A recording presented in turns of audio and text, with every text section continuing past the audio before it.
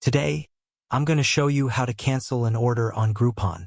To start, open your web browser and go to Groupon's website, groupon.com. Once there, sign in to your account using either your Google or Facebook credentials. After signing in, click on My Stuff and then go to My Groupons. Here, you should see a list of your orders. While I don't have any orders to demonstrate with, you can follow these instructions. Locate the order you wish to cancel and click on View Details. This will take you to the Order Details page.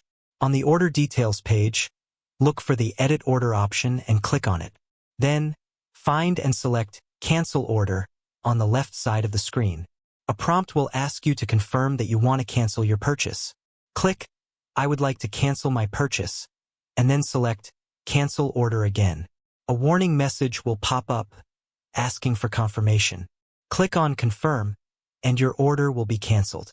Please note that the refund process can take 7 to 10 business days to complete and be reflected back in your account. If this video was helpful, please like and subscribe. Thanks for watching, and see you next time.